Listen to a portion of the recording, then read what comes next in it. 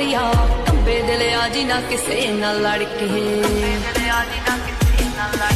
ਮੋਮ